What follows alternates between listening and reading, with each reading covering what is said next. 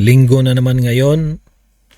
Kailangan na naman natin mag-screen ng stocks para meron tayong matrade sa darating na Lunes hanggang Biyernes. So, ganun pa rin. Layout natin.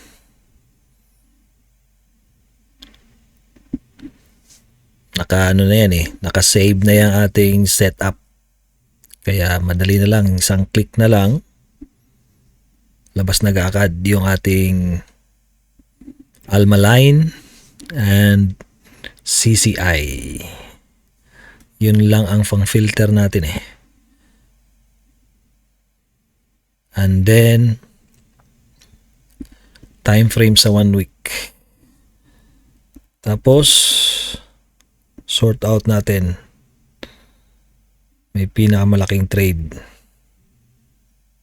All stocks, naka all stocks. Tapos meron tayong naiwan na isa na trade ko. Balik tayo sa all stocks. Sort by pinakamalaki. So grabe itong si ICT 500 na ngayon.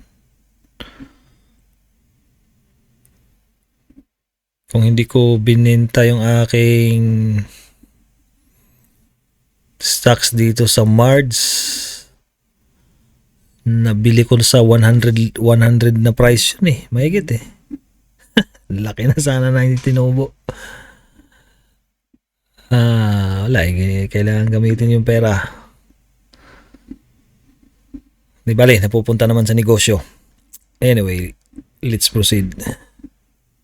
So, nakalipad na ito. Wala ka nang magagawa. Nakalipad na siya. Ito naman, bagsak.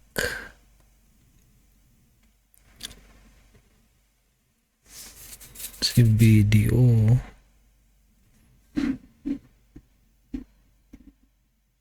Bagsak din si video. Chachaniling si video. Nagchachaniling. Kay MBT.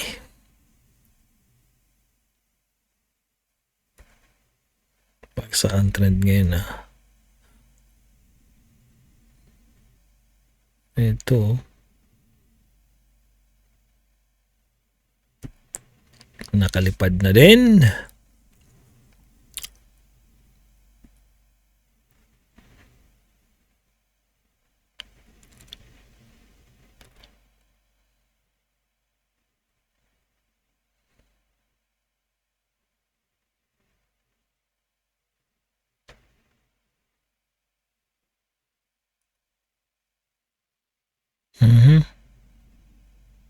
Breakout si mining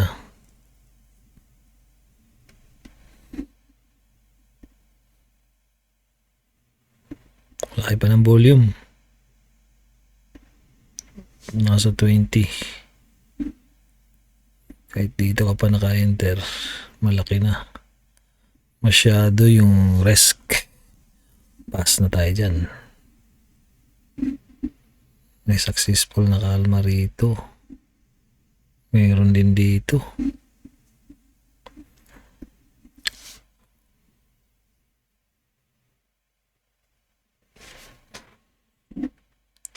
Tsaka mo na.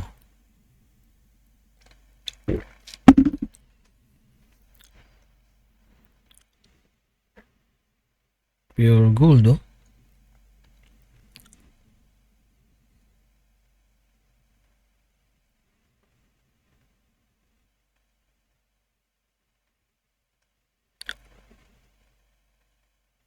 Yun, Pelweb. What's up, Pelweb?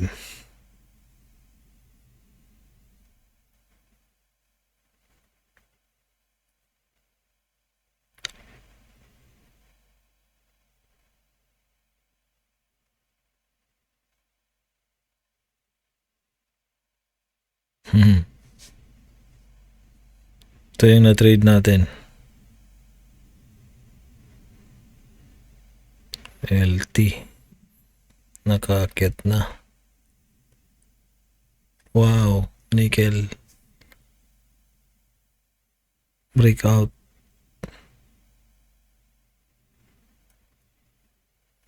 Kaso mataas na to.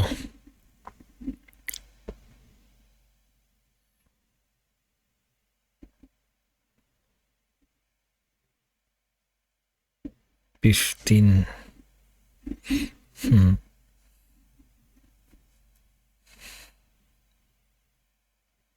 Eto, kung maganda structure to.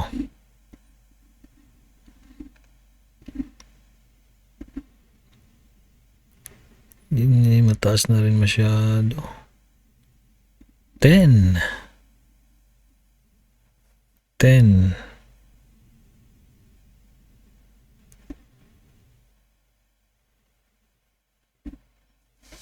Masyado mataas. 10.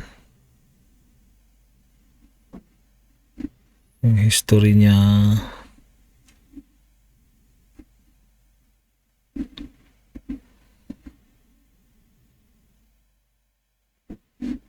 meron ba tong karakter na mag-reverse bigla? Ito yung mga successful na ano dati. So biglang napabacktest Bigla tayong napabacktest.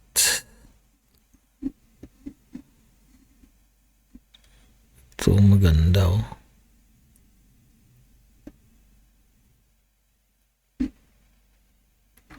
Mapapabacktest ka sa sarap. Mapapabacktest ka sa sarap. Ganda kasi ng structure niya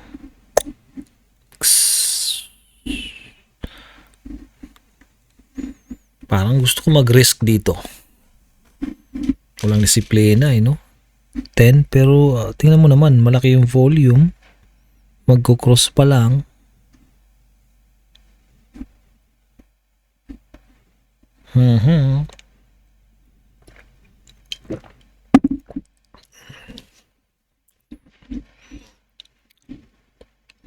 Muna. Lagay ko lang sa watchlist. Pero laki kasi ng risk. Kaya alanganin ako talaga. Kahit sabihin mo pang virtual trade yan, masasanay kasi tayo yan Pag we violate our strategy, wala na. Hindi na natin nire-respeto. Sa actual na pera, lalo na. Eto maganda. Okay. Dito meron ding isa. Taas pa masyado. Oops.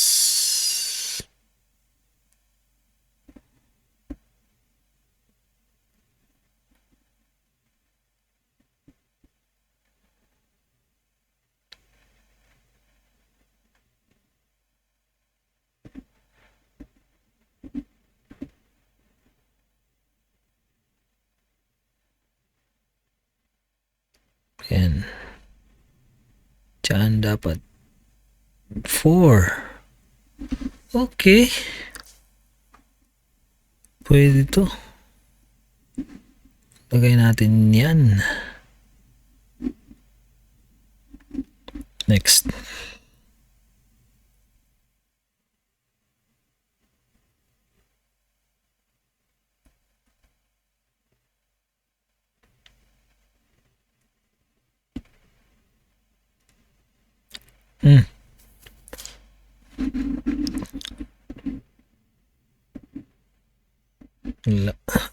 Taas.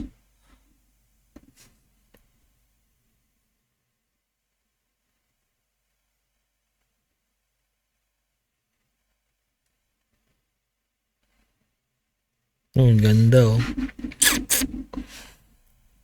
Verso Ritz pala to. Sad-sad na naman si dito. PNB.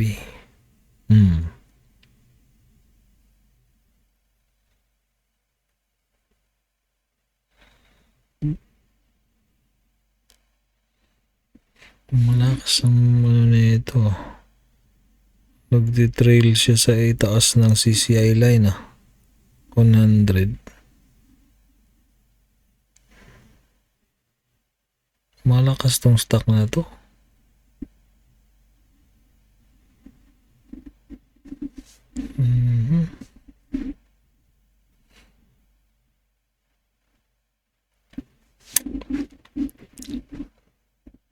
Let us see.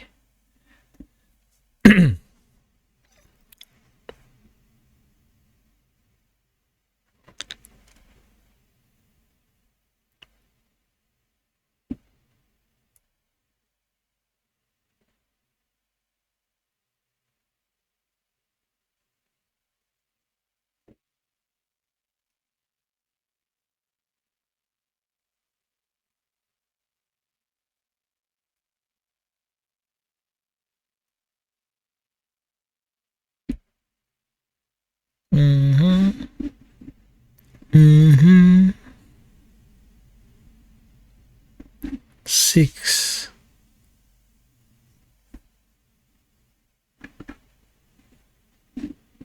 Mas mababa ito. Malakas din tong stock na to. Nagtitrail above CCI 100. Lagay natin to. Pipilian natin mamaya. Pwede pa tayo mag-trade ng isa dahil isang posisyon lang ako meron. Yung pera ko naman is pang 2 posisyon.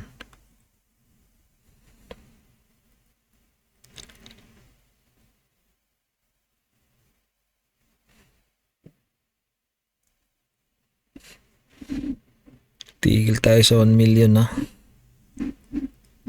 Emperador.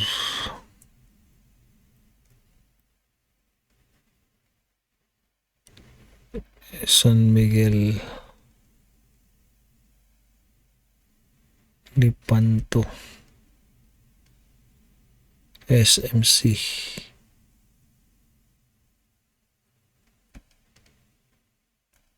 RFM.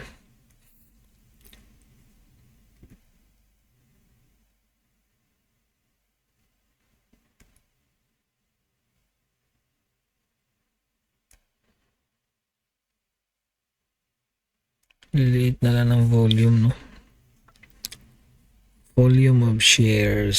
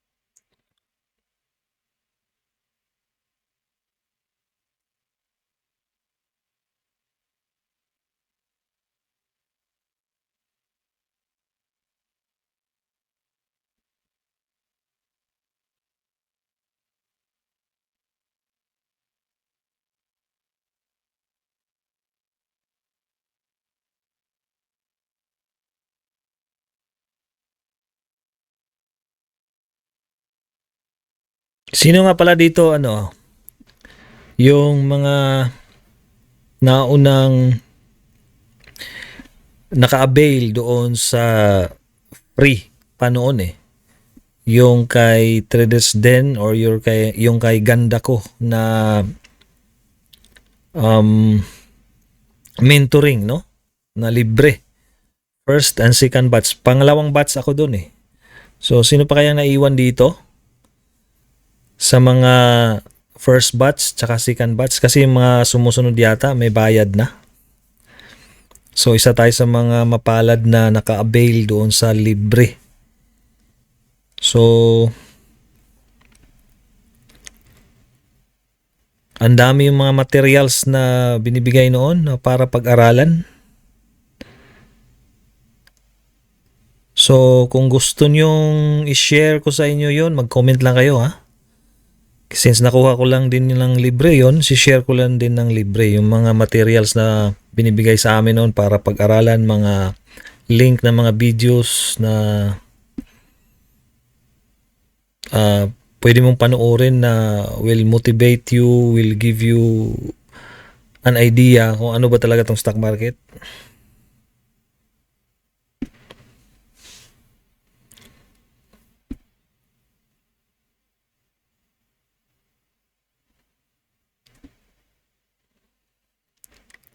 Pero gagawin kong parang exclusive lang yon, no? Sa exclusive lang siguro kasi yun sa mga interesado lang. Kasi pangit naman i-open natin for public tapos hindi naman lahat interesado. Sayang lang. So lahat lang ng interesado para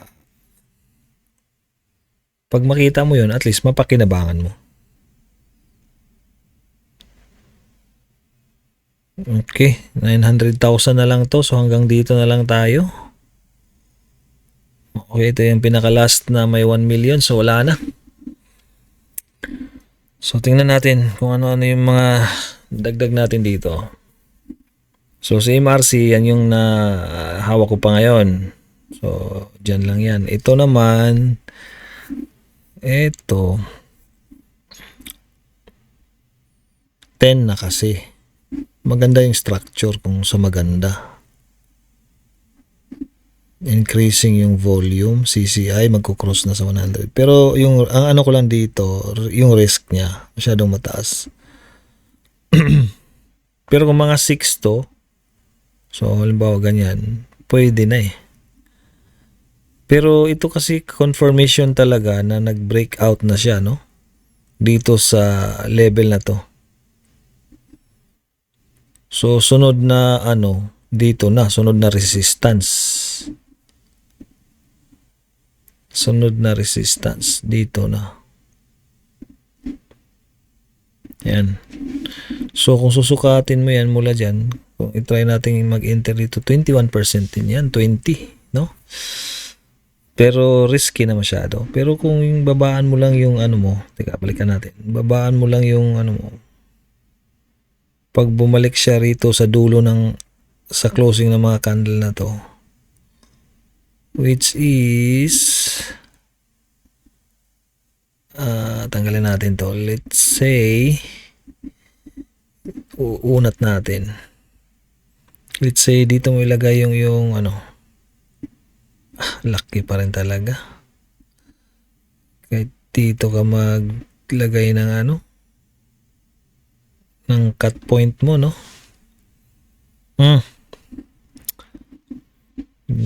Pass muna tayo siguro dyan. Ito kaya. Okay. Magko-cross kaya. Pero nasaan yung mga resistance dito? Ito mismo. Magugulo dito. Maraming mga nakabili somewhere dito sa price na to. Pwede may mga naiipit lang dyan na gusto na rin magbenta. PNB. Parang gusto kong patulan yung na yun Eto, pwede pa. At least 6%. Ito siguro. Pero pala to? Rate pala to. Parang gusto kong patulan si Wilcon.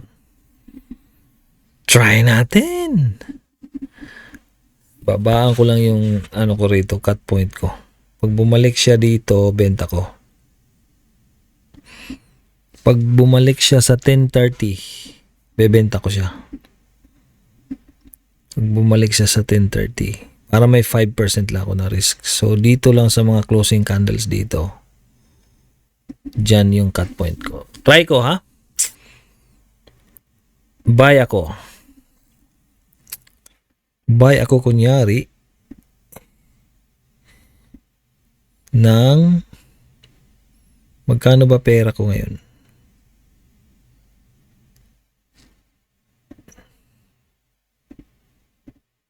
Tingnan natin yung virtual portfolio natin. Meron tayong 11,000. Meron tayong 11,000.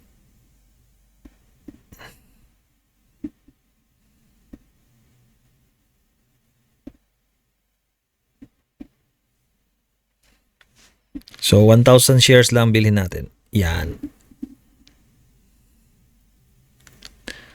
Okay. Kaso hindi yata pwede dyan. Dito tayo, sa virtual. Okay. Search tayo ng stocks. Welcome.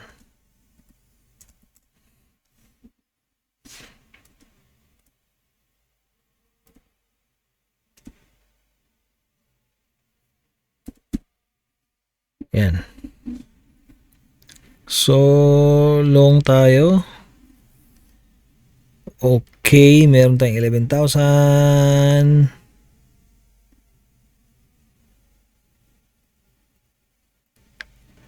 Maging disiplinado lang tayo rito ha. 8,000 lang ang bibili natin. Minimum lang tayo. Okay, so dyan lang muna tayo. 800 shares entry. Yan, so meron tayong dalawang stocks. So, yun lang ang aking mini-maintain ngayon. Okay, so tingnan natin kung anong mangyayari bukas. Okay, so mag-virtual trader rin kayo guys. Kung gusto nyo subukan ang stocks trading, mag-umpisa kayo sa virtual. And then sa mga baguhan talaga na gustong matuto sa technical analysis, abay, pwede tayong gumawa ng mga tutorials about paano basahin muna itong yan ang pinaka-basic. Paano basahin ang chart. Okay, so marami namang video dyan about dito sa technical analysis, pero maganda kung saan ka magti-trade, mag-aaral, yung context na yon, no? Sa Philippine stock market. Tapos, siyempre, sa sarili nating lingwahe, mas madaling maintindihan. Okay. Thank you guys for watching.